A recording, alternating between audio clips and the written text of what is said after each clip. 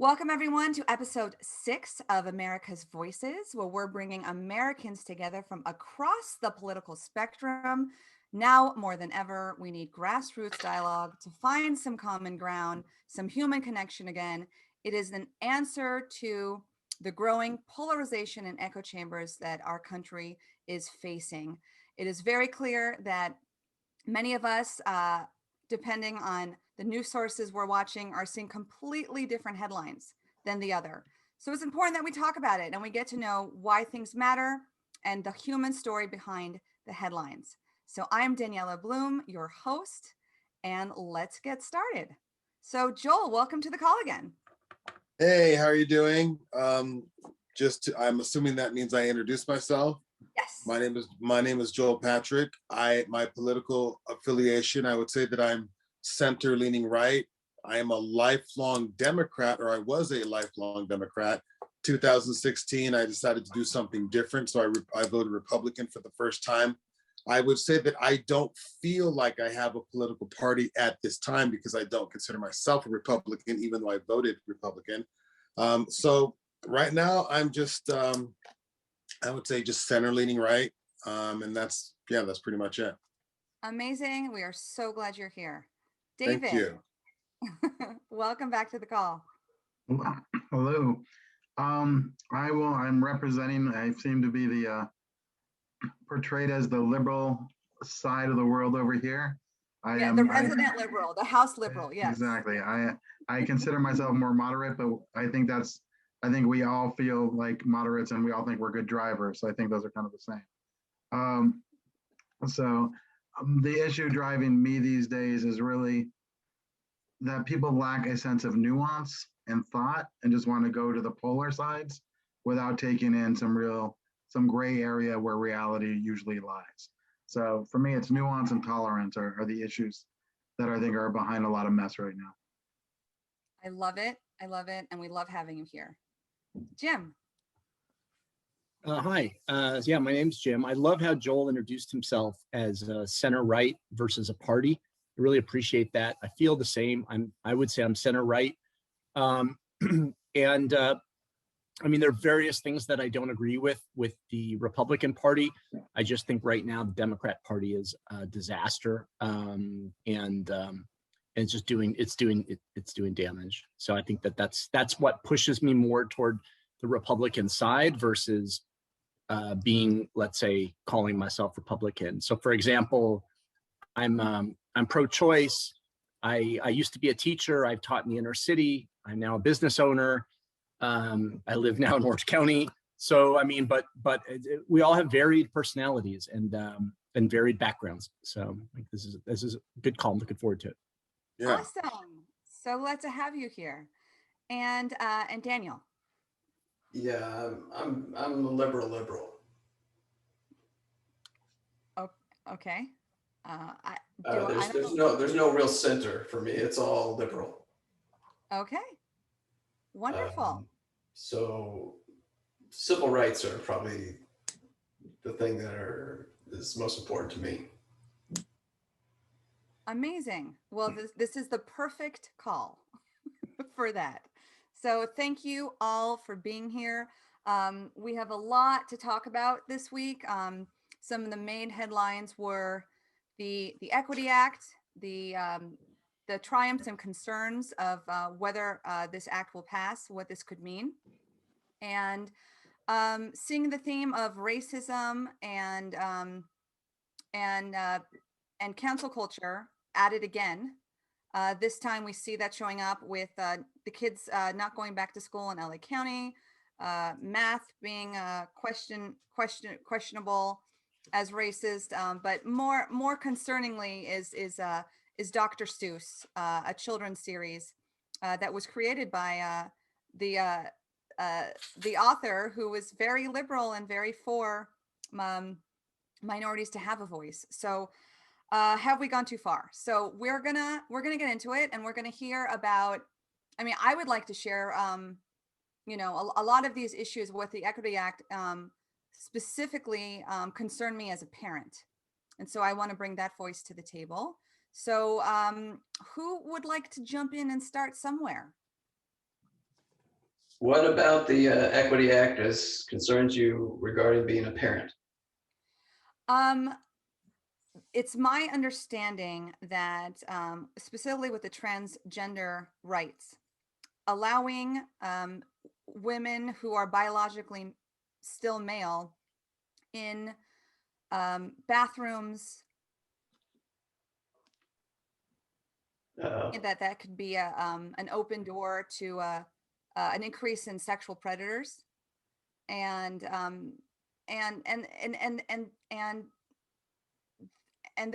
the confusion of it all for. Well, I'll step in for some fun here. So Danielle, we've had a little conversation offline about this, and I think there's two things that kind of core. I mean, I think the fear of the bathroom. Once again, I don't think there's really any stats that support that whatsoever. But I think you see transgender as mental illness, and you're taking that. If you take that as mental illness, you'll never be for any transgender rights. Well, actually, it's I mean, gender dysphoria is, I mean, it's considered a mental illness. It's classified a mental illness. Yeah. Yeah. So it is classified that way. But would you say every single case is? Of gender, when you say every single case, you mean of gender dysphoria? And when I'm saying say somebody who wants to change their gender, is every single person who wants to change their gender has a mental disability in your eyes? I don't think it's just gender dysphoria. I think that there is we've seen evidence of sexual abuse and trauma as a way to disassociate with the body. There's many other factors that can contribute to a mental diagnosis. So yes, and Joel, I didn't mean to cut you off. No, I was going to say, so, I mean, if your question was, do you see every case as, what was your, as a mental disorder? Yeah. I mean, so if you are a biological male or biological female, but in your mind, you truly believe or you identify as something else, there seems to be a disconnection, right? So yeah, I would consider that to be a mental disorder. I mean, if things aren't lining up the right way, because it's not meant to be that way. Yeah. Yeah, no, that's not. I know that feels like a simplified answer, but it's the truth.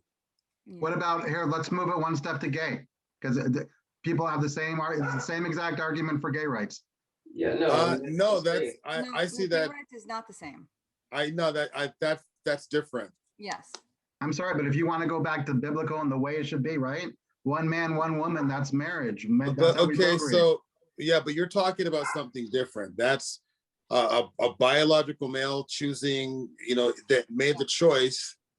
Biological males making a choice to be a woman. What's the difference here? A biological male does not make a choice to be gay. You were born with a sexual preference. Right. So but you just are like born you may be born biologically a man or a woman. Incongruence of sexual identity and body parts. Identity and sex are two different things.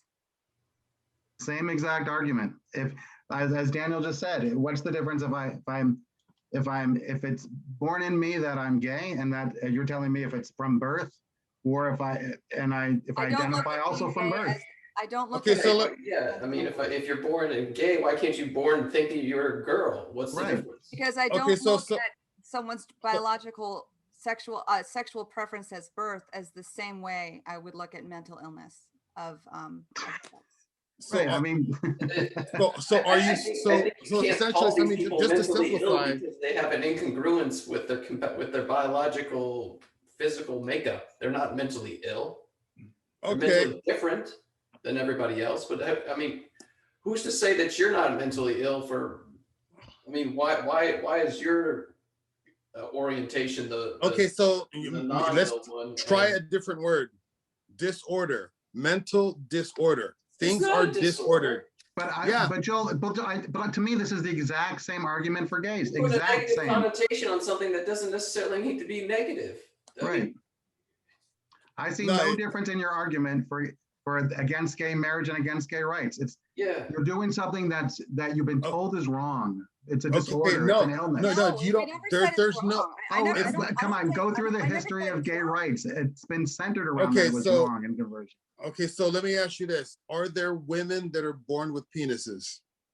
Yeah, there's hermaphrodites. Okay, so just to tackle that argument, right? Okay, It's not so an argument, that's a biological fact. Okay, so let me ask you this. Okay, human beings walk upright, right? Correct? We walk upright. Okay, so there are some human beings that don't walk upright, okay? And we consider that to be an abnormality, right? That's not the case for all human beings. Some people just don't walk upright. Maybe they have a hunch in their back, but that's not the norm, right? So that's not the conventional norm. It doesn't, but I mean, it's normal for them. I mean, but it's you don't get to say that because 99% of the people walk upright, that because the lone person that doesn't walk upright is but it's okay. It's an abnormality. No, it's a small minority. It's not an abnormality. It is. It's an abnormality.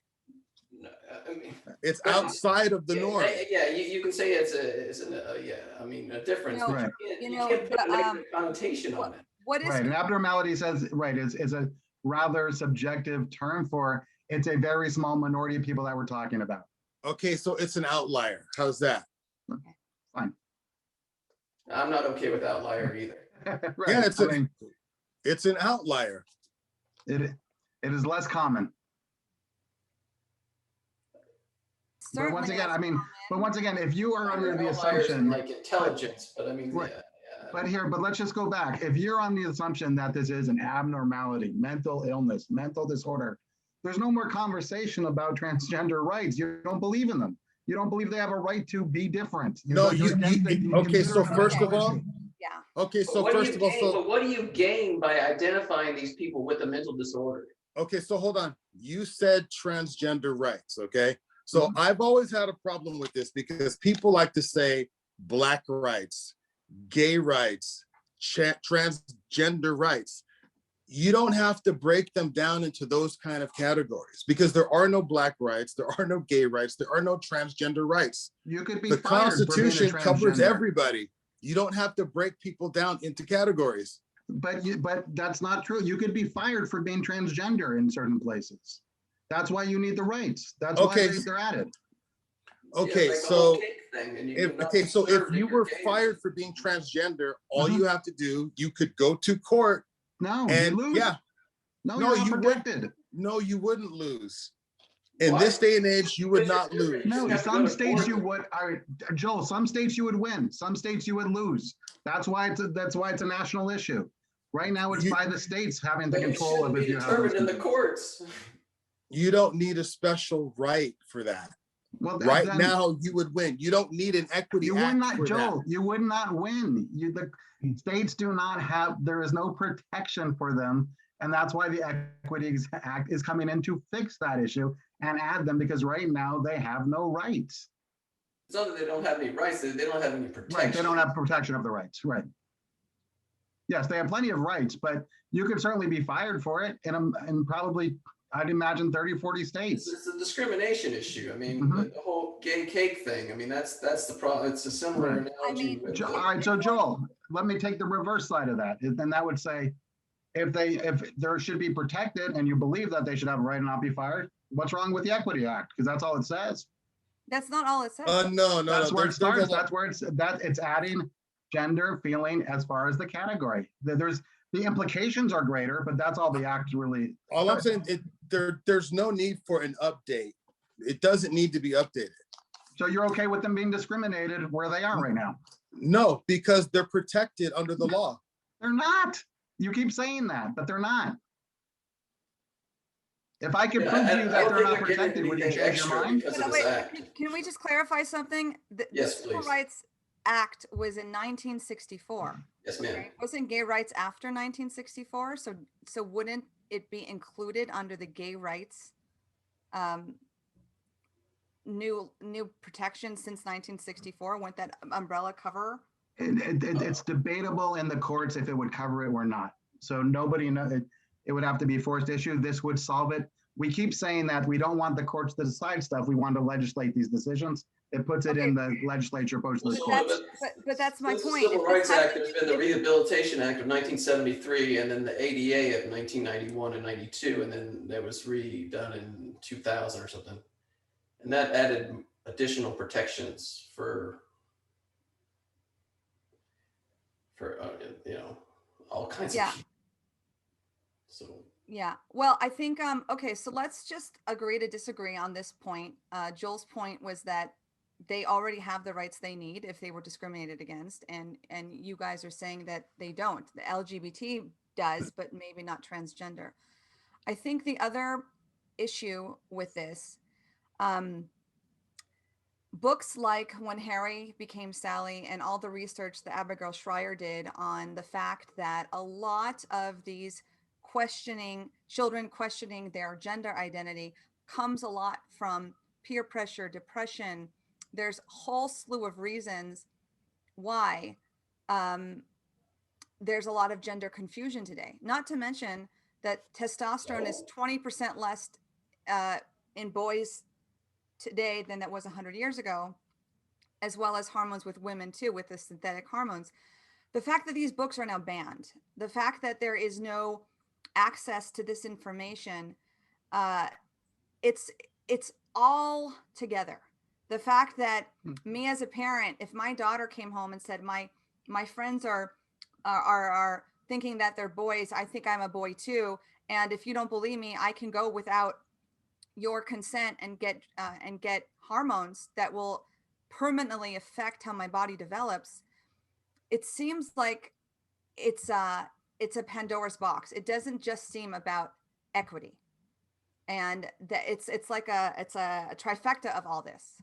So Jim, you've been quiet. Do you have an opinion on this? Like, are we talking about a bill or something going through Congress, which I imagine is another one of these 2,000 page documents that's got so much stuff in there that who knows who's read it? Or are we talking about an issue of transgender rights, which I have no problem with? And I agree wholeheartedly if David and Daniel are correct that being transgender is not protected under the law. It absolutely should be. I have no problem with that. So I'm not certain of the issue. So of what's the topic? I think I was presenting what I thought was the concerns from the equity passing, what the pushback is. And I think what I was saying as a parent is that this could open the door to unwanted, things happening in bathrooms and locker rooms. And then, the whole issue with biological boys competing on girls teams. I just think it connects to all of that, but you're right. We should keep it focused on one thing at a time. What about gender fluidity and evolution and genetic drift? Why do you think that it has to be static such that there should only be a specified, because it should always be binary. Biologically, there are just two sexes. So, and currently, not even currently, but in the past, that may have been true. But why? I was going to say if I remember right, Indian culture believed in many genders, right? There's a Native American, if I remember correctly. Anyways, Jim, I just posted the bill in the chat. It's only a couple pages. It's not 1,000 page with hidden in. It's a rather simple bill. People go on about the ramifications about abortion, and I forget the congressman who listed a bunch of other issues that this would bring up. Title IX and sports is an issue. So it's got some far-reaching things, but the bill is rather simple. Let's bring it more back to a personal level, because David, you were telling me that of friends that have children that from day one knew that they were a different sex. Why don't you talk about it from a more personal perspective? I just know I think we start off with, it's not an easy decision. No kid does this to feel better or to feel, because of peer pressure or for other things. This is a hard decision that families deal with for years before and convictions, and it's a hard process for the families to go through. And I've seen kids, I've a couple families have kids, and from birth, the kid identified one way. So I mean, it was why force the kid into a gender or a feeling or an identity that's not congruent with how they want to be, and it's just not how are they born. I mean, the families they've struggled, they've gone through it, but I mean, it's not like, hey, this is I won't say fantastic. I mean, they celebrate and do it, but I mean, it's not a choice you go into saying, hey, I want my kid to go change sexes. This is going to be a really easy thing to do. It's a family issue. And so when we try to legislate things from political and from the top down, these are family issues. I mean, I look at it with families, with their doctors, with their counselors, with their clergy. And that's where this stuff should happen, on the local level. Give them the rights. This should be done on a local, not top down saying you can or can't. I agree with that, that it should not be a political decision. It is a family decision. That's why it's very scary that children can bypass their family altogether and go directly to their pediatric nurse and get harmed. At what age? At what age and what? Right now, I've seen cases at 12, 13, 14, 15, 16. You know, and that exactly right. You know, I am a psychotherapist. But isn't that a more question of doctors and those rights opposed to the right to do it? I mean, that could be the process of doing it needs revisions and needs some safeguards, but those are safeguards. That's not changing the underlying effect. I just, in general, with puberty and whatnot, and hormones and so much going on today. You know, this generation has anxiety and depression, and you know, because they're born with the internet and social media like we've never seen. And there is a sense of belonging when you are in groups. There is real research to this, David. It's all. I'm not debating any of that. Yeah. So, you know. I mean, but remember that Joel started off with, these are a very small group. So when I would say, so let's not extrapolate that every kid's wanting to change a gender here. But it is a small group, but it's growing at an alarming rate, which leads me to believe that not all of it is true. Be alarming. Gender dysphoria. There is other things going on. There used to be a phenomenon known as a tomboy. Nowadays, a tomboy would probably be considered transgender, or you would have people that strongly believe in what we're talking about, trying to push that tomboy to believe that they're transgender. And to be honest with you, that's fine. I'm not really. I feel like maybe I got off on the wrong foot on this. A lot of these issues, I guess, what a person believes they are, it doesn't really matter to me. People can believe whatever they want to believe. I just think that it comes to certain issues, like what Danielle is talking about when it comes to what a child does in school, and a parent, and my right as a parent to be able to protect my child from someone in a school situation encouraging my children to take hormone blockers, or you know, just do things that I personally as a parent would disagree with. I think it comes to the point where school and the government, they're overstepping my authority as a parent when it comes to certain issues regarding this. Yeah. And I would say that's the safeguards on the medical line, but I think the Equity Act says, hey, if anybody decides to do this, treat them with respect, give them their rights. If you have an issue of how they do it, or the safeguards or the counseling aspect, that's a whole different issue. And why not protect them or give them rights because you're worried that it's too easy? You know what? I think there's probably an agreement that we all agree that they should be protected just like every other citizen for their rights. Yeah. But it's the issue of infringing on sports teams, restrooms, hormones without the parents' consent. That is where the concern is, because now it starts to affect me. You know, and it's like, I will say there's nowhere in the Equity Act that says free hormones. Yeah, I mean, I don't think it's in the. What about drugs? What about other drugs? I don't think it's in the Equity Act, but these are the the rights that are that. Well, what about non-gender bending drugs? They're a problem also. What's a non-gender bending drug? I imagine my kid, I mean, Heroin, hey, cocaine, methamphetamine. well, forget that. But I'm even, not for any but drug. Daniel, here, I'll go one step further because I But mean, that's what you're saying is a problem. You don't want those influences on your children in school, but they're there. but I'm here, saying Daniel, let me step in for fun because Daniela, you live in the valley. What's that? And I lived in the valley, and Jill, Yeah. you'll know it. There's an incredible, and Jim, you probably get this down where you are as well. There's an incredible subculture of incredibly determined, I will say, youth sports.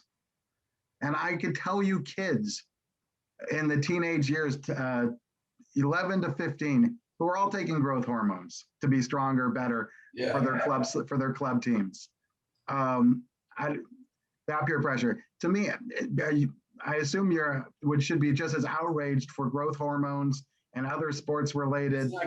Absolutely, you should be. Yes, of course. I Yes. personally don't know anyone who's taken growth hormones, but I'm sure it happens. I'll send you the doctor's office in Tarzana. There was a difference between taking growth hormones and drugs, which I'm totally against any drugs or hormones, than a nurse giving you a child a prescription without the parent's consent. It's different. Maybe, but if my kid takes a growth hormone without consent, that's not okay. No, steroids illicitly is okay, but I think all hormones and drugs are not okay for children. Hey, so what about the issue of women's sports? Okay, so men's sports are always going to be protected because when it comes to certain physical sports, basketball, football, baseball, those are always going to be male-dominated sports. Let me give an example, right? You could take the worst NBA player and put him on any WNBA team, and he will be the best player in the entire league, right? That's true. That's the truth. If you take the worst NBA player, will be the best player in the WNBA, but it doesn't work the other way, right? So now what happens is you're starting to have women's sports where biological males are coming in and completely dominating. And I think the most famous case is the one that happened in Connecticut, where you had these two boys that, that decided that they identified a certain way and began to run on the tracks. Right. Joel, Joel, I did some research on this week because I knew this was going to come up. So one of the boys set a state record. The other boy, there's two boys. One set a state record. The other one had won the championship or won some titles. A girl still has the record from 3 years prior. He's never beat the girl's record. And you would say he's a man, he would dominate. Of course he would beat the girl's record. No, the other guy lost to the girl. Okay, one of the transgender lost the last 3 races to the girl. But listen to what you're saying though. You're comparing him to the absolute best. In Connecticut, and in one small state. So because he didn't beat the absolute best record in Connecticut, you're saying it's okay. No, I'm saying you're telling me that a male's going to kick ass no matter what. And I'm saying, no, that's not necessarily true. Okay. So even if he doesn't do it 100% of the time, right? Mm-hmm. So there's that 1% that he doesn't win. It's still not fair to the others that are racing, that come to the race and the outcome is determined before they even step on the field. That's my point. It's not determined. That guy you just said won every time, lost to the person who has the champion the last 2 races they ran. It's not every time. Secondly, I think a lot of this comes down to a little more, I mean, there's a certain knowledge and stuff in here, and it changes from high school to college to professional to the Olympics. And a lot of, when you get to more older kids, so move away from the high school for a second, for a transgender to compete, they usually have to follow at least a year of hormone therapy. So there is some kind of basis which lowers the muscle mass, which kind of nullifies some of those effects. So I mean, there is some issues there on the physical side that is dealt with on the hormone level. On the high school, once again, the question is, when do they take the hormones to do it? I think we're missing the point though here. I think the bottom line is women's sports and men's sports were created for a purpose. Okay, Leah, let me go on one more second, Daniela.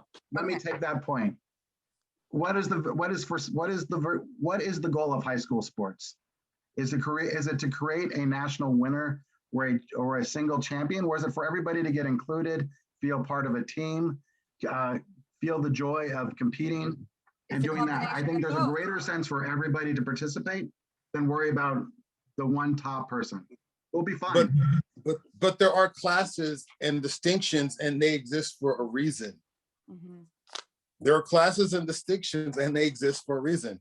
And the reason is for fairness. It's for fairness. So I would take a look. I mean, once again, transgender athletes have been allowed to participate in 17 states for the past 5 to 10 years. Have you seen transgenders win every single state competition in those 17 states over the past years? No. They don't have to, but you're starting to see records. You're starting to see records. We saw 2 in Connecticut and some weightlifting one somewhere else, I'll say, but it's been going on for years and it hasn't been an issue. It's allowed in the Olympics. Yeah, well, yeah, it's not fair. It doesn't feel fair to me that a biological male can compete with females. And not to mention, I think that we're going to see a rise in transgender like we've never seen in the next 10 years because of fantastic. Right? And so yes, there, like I said, there was a reason why women's sports were created separate from men. There is anatomical differences. Women wanted to be comfortable. I feel like so once again, let's go back to Joel and say, what are the numbers? How many on that soccer team, on that entire Orange County soccer team, how many transgender girls are now going to be, where boys are going to be on those women's soccer teams that are going to ruin the sport? I couldn't tell you because I haven't looked at the research on a soccer team in Orange County. Hey, it's been allowed for the past 5 to 10 years in California. Okay, so hold on. Yeah, I don't have anything wrong. The co-ed sports are fine. You know, I mean, I don't have a problem with co-ed sports. That's not co-ed. I was talking women's sports.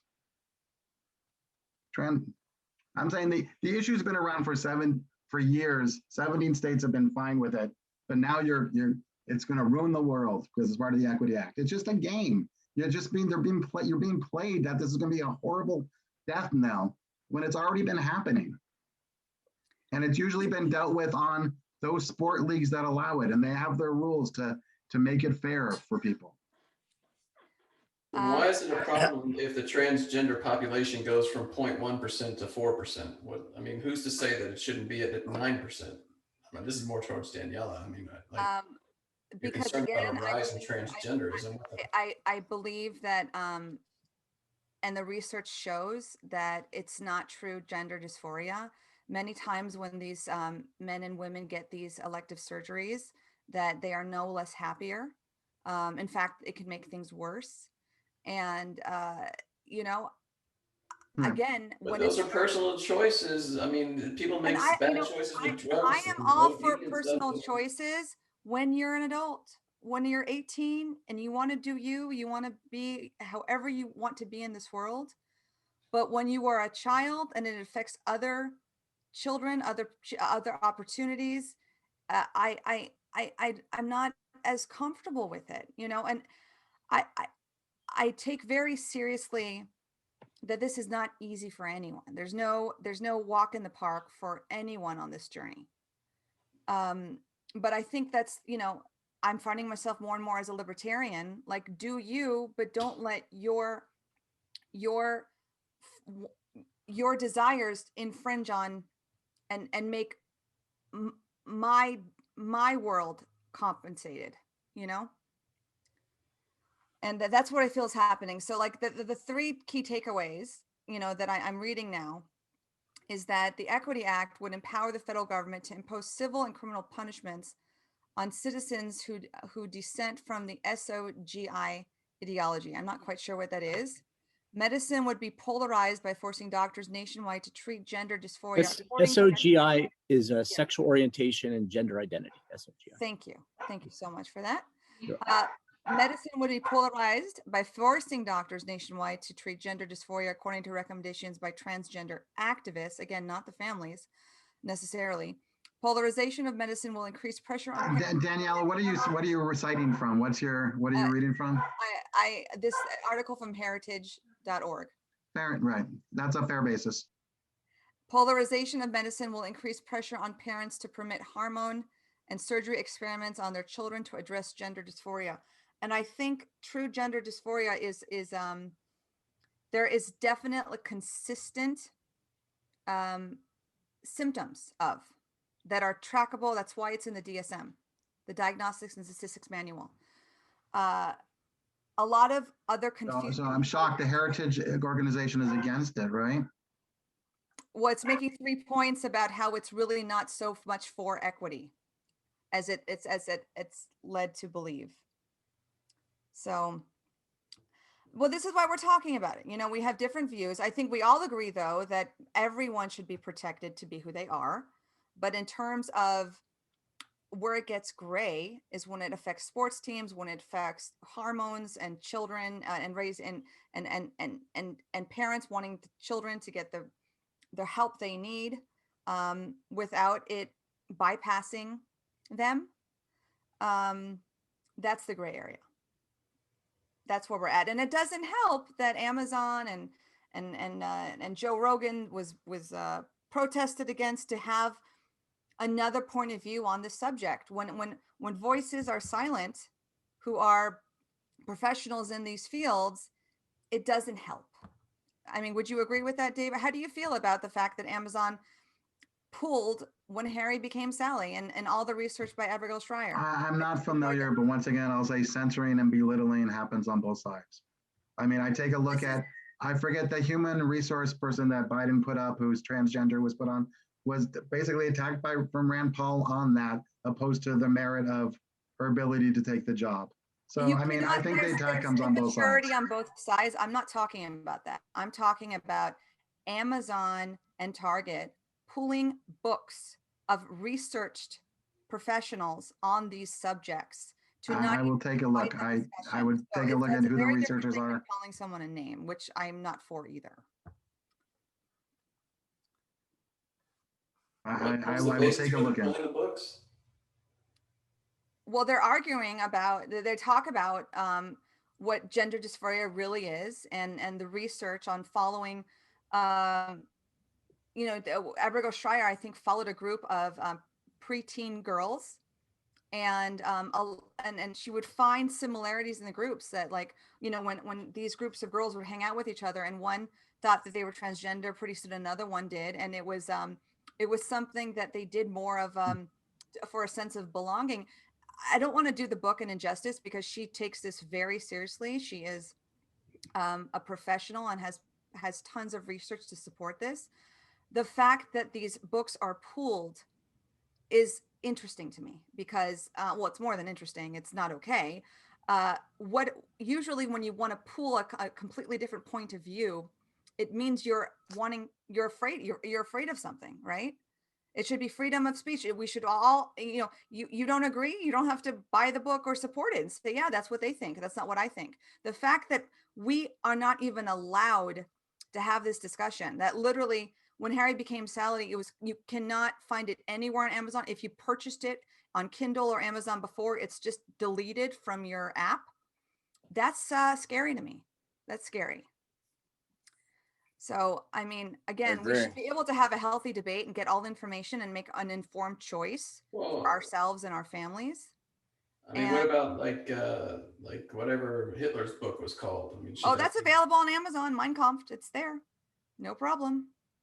Okay. That's what's so interesting. It's available on Amazon. Okay. Yeah. Why? So why? I don't understand why they took these books out. Because it doesn't support the ideology. Mm-hmm.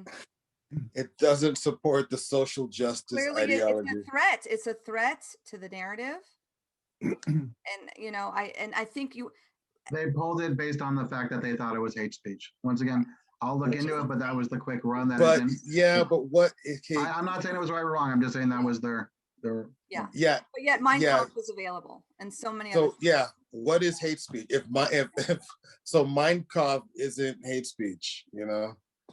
Yeah. But So that's what makes me scratch my head a little bit, because Well, I'll bet you could find research out there saying that blacks are inferior to whites. I'll bet you could find that an article on that somewhere on for Google, sure. and I'm sure you can download find a it and book read it. about that on Amazon. And the point I think now is, now I'm engaged, Daniela, just because it's a different point to me. I have no problem with transgender. I'm not even, frankly, really interested in the topic. That's why I sort of haven't said much. But the problem with censorship is a big problem right now. And I agree with you that it's a weakness of your argument that you don't allow the other arguments to be out there. You're afraid that your argument isn't going to win ultimately with everything on the table. And I think that's a big mistake. All of a sudden, Google and YouTube are saying what is considered hate speech and misinformation when so many other things are allowed that are. Well, and that's a good point about, Daniel described himself at the beginning of this call as he's a liberal. Well, a liberal is freedom of speech, it's openness, it's let's put everything out, let's talk about everything. I'm open to all of the things. I'm liberal means I'm open. I'm liberal. I want a conversation. I'm liberal has somehow, now I'm not saying Daniel, don't get me wrong, Daniel, I'm not putting words in your mouth, but what I have a problem with is the side of censorship and where I think the problem with the Democrat Party is right now is it's gotten to this point of we can't hear other ideas. So if you have another idea and we call it wrong, and who is the arbiter of that, then we're going to pull it. And this is where I say is an issue. And David, you might be right that those doctors might have said a couple things that were wrong, and you could find your notes and pull that out. The point is, a lot of things are said all the time that are wrong. The WHO said a lot of shit that was wrong. The CDC says a lot of shit that's wrong. And also we find a lot of these organizations and doctors aren't even, they may be doctors, but some of them are corrupt too. So there's a lot of other intentions in there. And so who's to say, oh, we only listen to the CDC, and everything else is wrong. That's the problem, is there is no central arbiter of truth. So what's happened in the internet right now is there's so much out there, and everyone's trying to figure out, well, how do we manage all that? Because is any of this opinions that are out there, any of them what someone would call dangerous? And that's where you have things like banning of books and banning of videos, and it's because people feel that ideas can be dangerous. I would take one step back and say that the videos, and kind of, I'll put the doctor videos also with the election videos,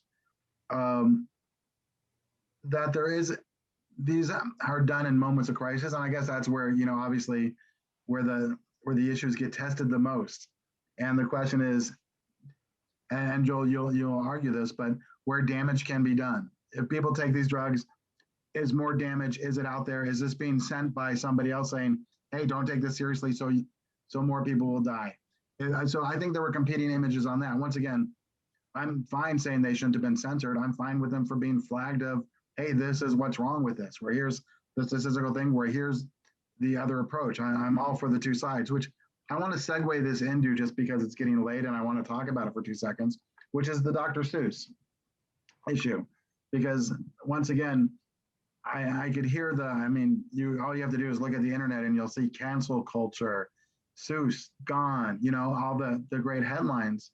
They pulled 6 books out of 60 and the publisher pulled them. This wasn't the Democratic wing saying, stop this. This isn't a bookstore, Amazon pulling them.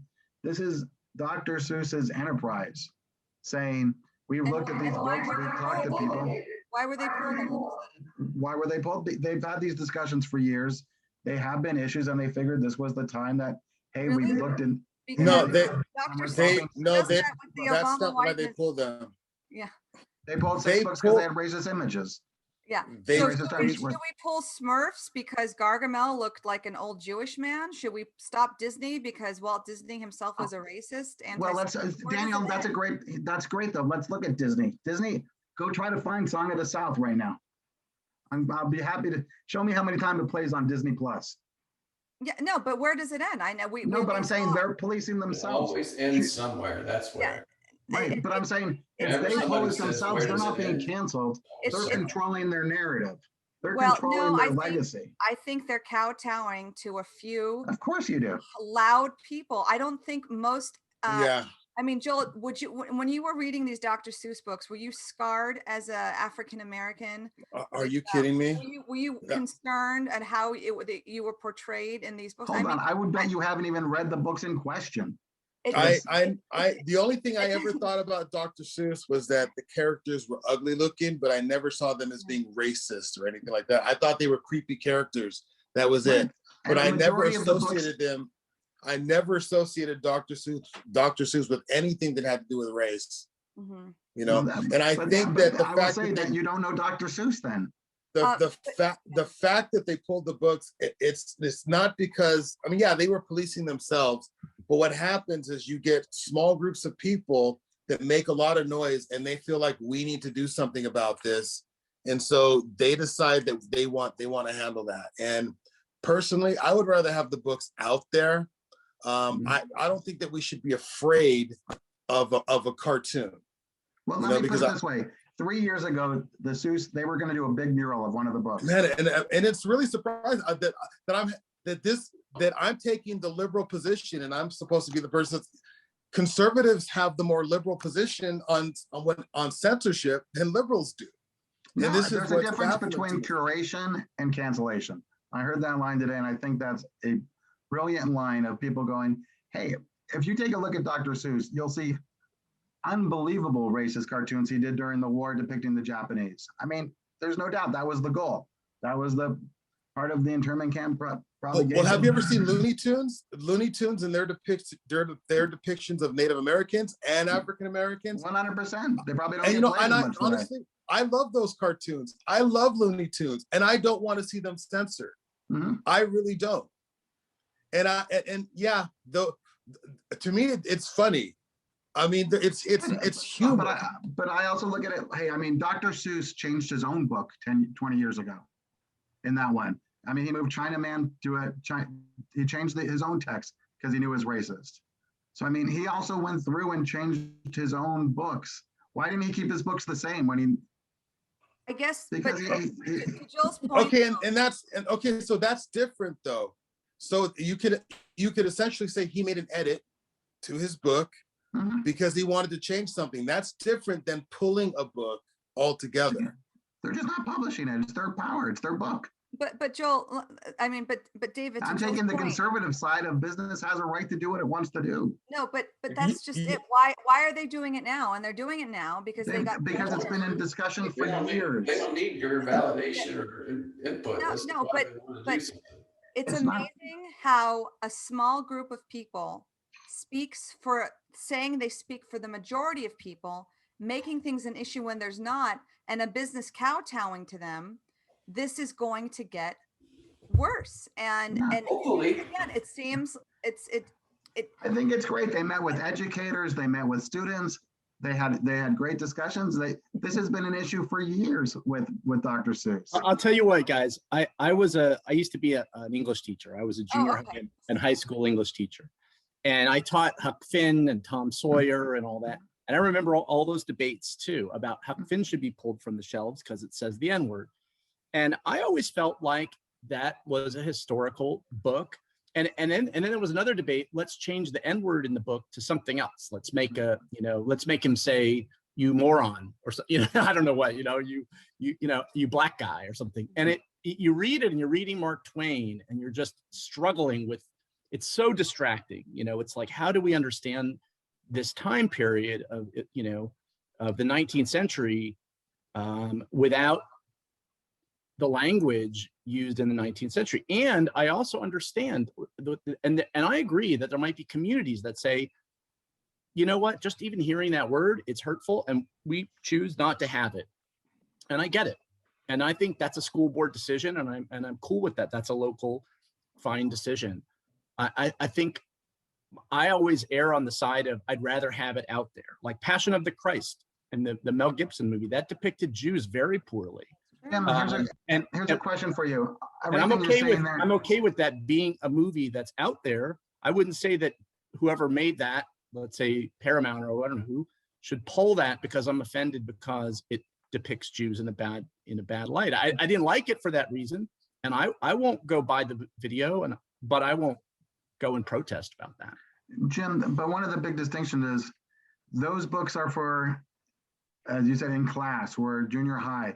These aren't books for 3-year-olds. Who are not these are pretty young books at all. of Dr. Seuss's.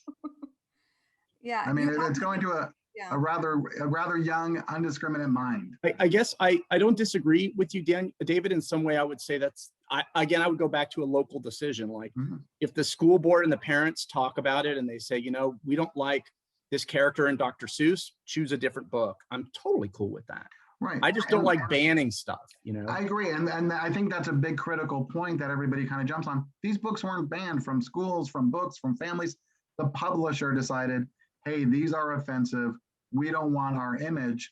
We don't want this to present how Dr. Seuss thinks where it goes. They pulled their own 6 out of 60 books that they did. It wasn't the school board. It wasn't a burning down at the local library. So let me ask you something, David. How do you feel then about Aunt Jemima and all these icons who were put, I just learned more about Nancy Aunt Jemima's story, great story. How she, she was like a trailblazer for her time, and what she meant for the community with her pancakes, and this white man's company changed his name of the company to honor her, and how she's now taken off because that's now become offensive to people. I mean, and what's left is just white characters on the faces of food. I think the Aunt Jemima story is a great one because there was a lot of exploitation. I don't know what story you heard, but there's a great one. I will post it later. My wife, we listen to a great podcast where they interview and go through. And yes, you took a woman, gave her a better life, but certainly not a great life. She didn't walk away with millions of dollars like the pancake people did, to sell wheat and to propagate a stereotype and to be used and her likeness to be used. So, I think there's appropriation. I think I'm okay not putting old slave images or the old stereotypical images to hot products. I'm okay with that. I don't think that's a bad thing. That we move away from stereotypical imagery. We could talk about it in sports, the Redskins or the Indians changing their logo.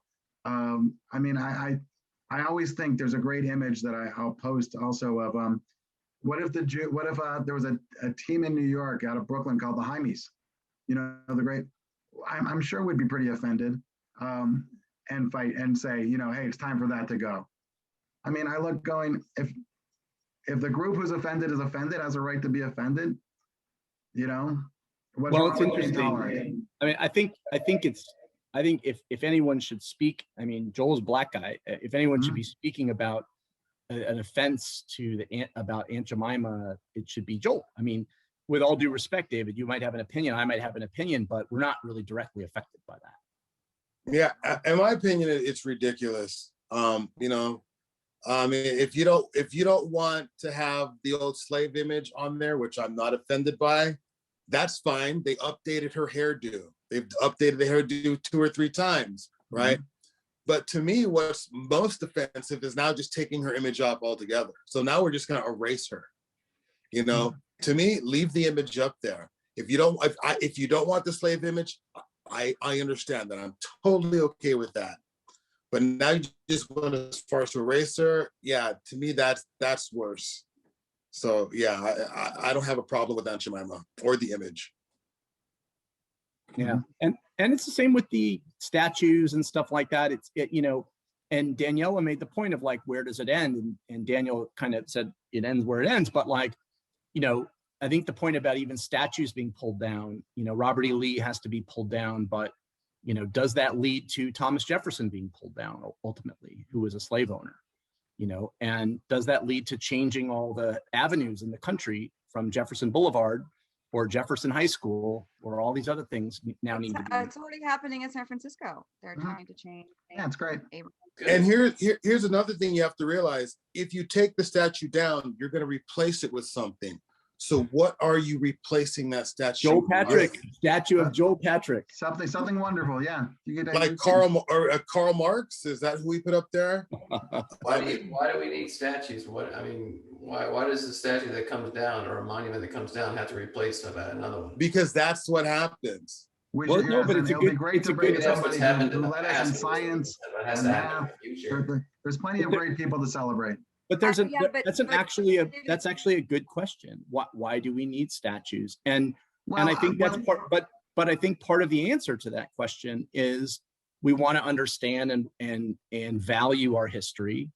And we have a wonderful country, and we have a lot of people who fought and lost everything, you know. And I remember I was reading this article on the Declaration of Independence and the people who signed that, and I didn't realize how bad it was. But like, if you signed that document, you were basically condemning yourself to death, or worse, and your whole family as well. And you're going to lose all your property, and you were going to either be locked up for life, or you're going to be, frankly, you're just going to be hung.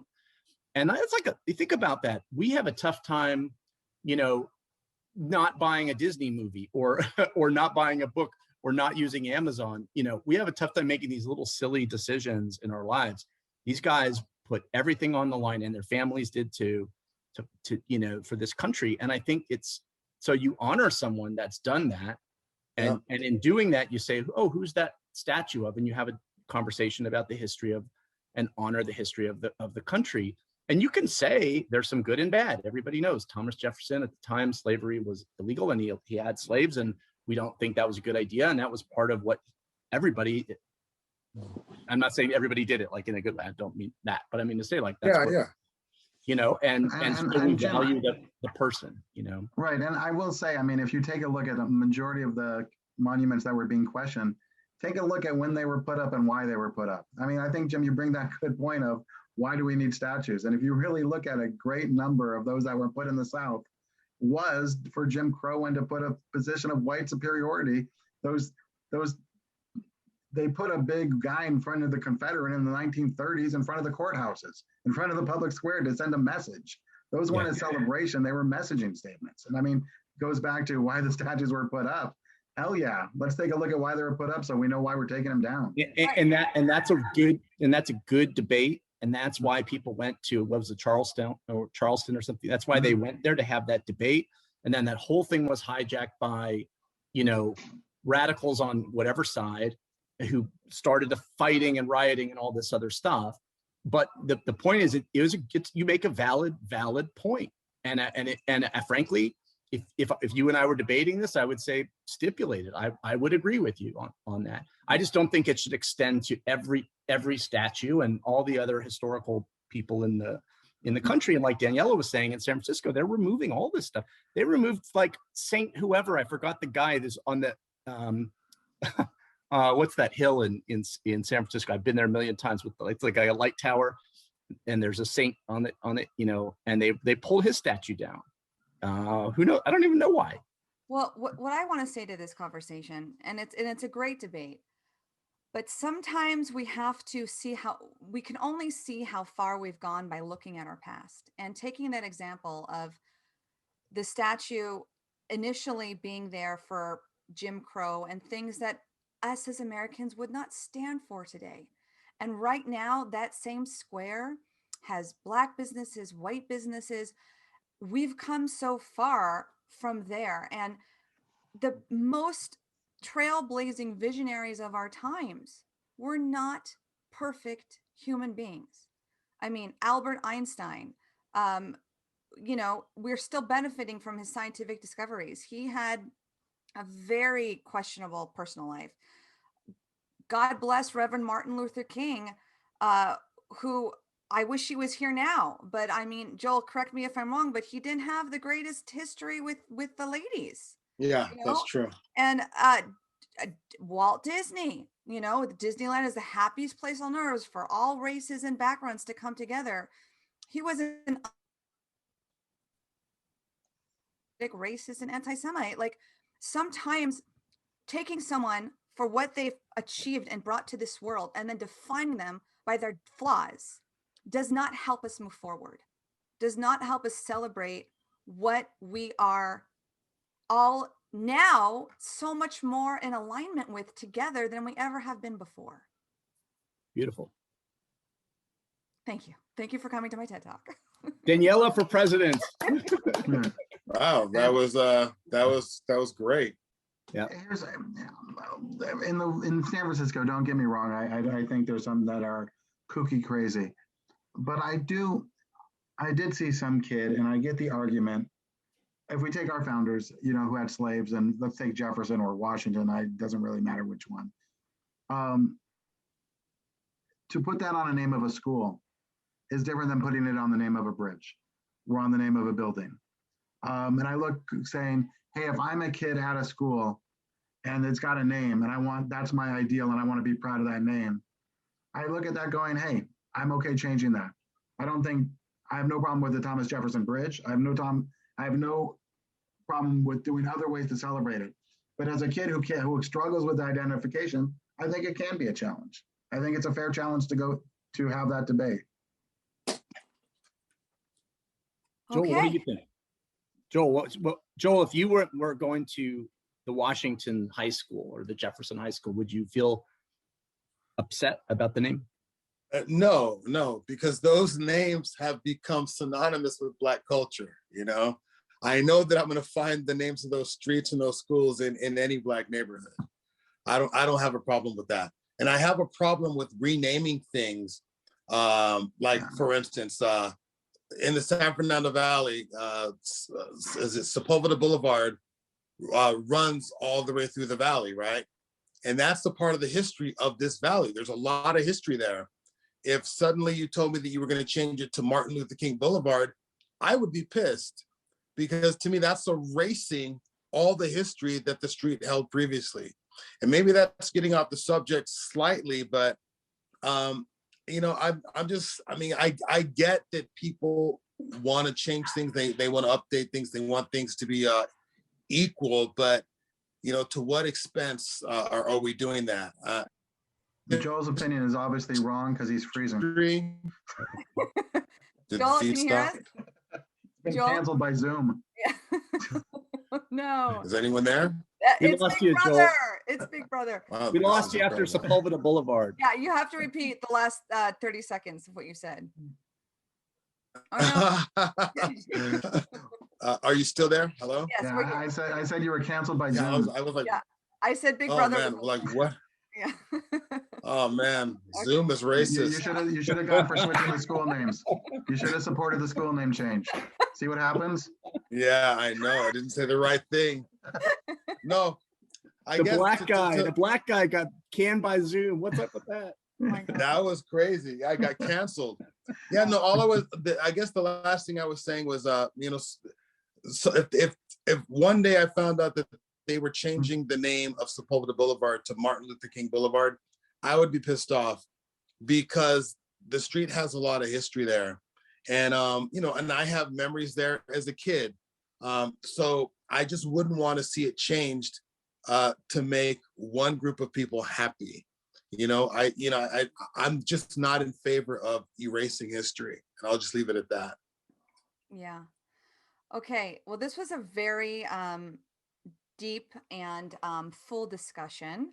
So if we can just go around and just, like Joel said, you know, say your last piece from the night, and if something has stood out to you that made you think twice and you want to share it, that would be great.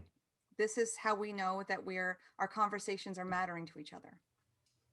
Jim, it's a good article on the shaking up of sports. I saw that you just posted that. Okay. But as I told Daniella, I'm okay with shaking up sports. Okay. Daniel. Yes. Any final thoughts for the hour? Yes. It's true Robert E. Lee was opposed to statues of people like Robert E. Lee, Oliver said. So any city that decides to keep a statue of him should at the very least add a speech bubble saying, you know, I told you specifically not to do this. Awesome. Okay. All right. And Jim. Yeah, no, I appreciate the conversation. I think when we get to a point where we're actually debating a clear and crisp topic, not to put you down, Danielle, I'm not saying that. I'm saying as a broader point, as a country, we can come to agreements, and we aren't that far off, is what I've seen. Yeah. Even in what Joel said, even in what David said, even what Daniel just read, it's very interesting to me. And it's there's a little bit more. So Robert E. Lee, who actually once recommended against erecting statues memorializing the sores of war. So he's like, he said, don't do this, because what it does is it memorializes the sores of war. And so then a whole bunch of people, white supremacists, went out and did that very thing. Yeah, it's a good point. No, I mean, and again, it's a really good and valuable debate when you narrow in the topic. The problem that I see with our country is we focus out so much that we're talking Democrats, Republicans, and it gets so freaking vague. And I guess that's why even Daniela, when we were talking about the HR 5, and we hadn't all read it, and maybe David had, but I hadn't, and in the implications. So we need to take issue by issue. And I think as a country, we are mostly center. I think we're little center left or little center right, but we can get there. We can all get there if we just narrow in the scope and talk about specifics. And Jim, I want to thank you for that, because I think that I kind of started with that point of, we all want to go that polar, and it's all in that little gray and in the nuance where we go down. And 9 out of 10 of these issues are kind of common sense thoughts. Yeah. Where, yes, hey, put some safeguards on the doctors giving hormones, or hey, transgender sports with these conditional aspects to make it fair, or videos with disclaimers, whatever it is. There's common sense solutions, opposed to Dr. Seuss got canceled. Transgender is going to ruin the world sports. I mean, those are the easy things, because that's clickbait. Totally. And that's exactly why I started these calls, because I'm not seeing this anywhere. And I think, literally we come from different backgrounds, but there's so much we can agree on and bring common sense to, and embrace each other's points with, that we can make amazing solutions together. And we're just not seeing that. It's not perpetuated today. It's not, like you said, it's ratings, it's clickbait, it's what grabs the emotions, what is polarizing us. This is our path to redemption, is what I feel, is conversations like this. I love it. Thank you for doing it.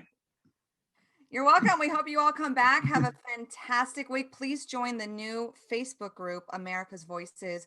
We post links and videos and comments, so we kind of have an idea of where the next conversation is going to go. So I hope to see you all there. If there's someone that you know personally who is not shy and would love to share their point of view and can have an open and honest discussion, we would love to have them. So anyway, Daniel, thanks for hanging in late. Yeah, no. Yes, that's right. You're on the East Coast. Thank you, my friend. Yeah, good luck in Florida. Everybody, if you haven't watched this John Oliver video about the Confederacy, you should watch it. I'd love to. Amazing. Thank you, Joel. Thank you, David. All right. Nice meeting you guys. Thanks, Joel. Nice to meet you. Nice All right, you too. And God bless America. Next time. Take care. All right. See all of you. Bye, guys.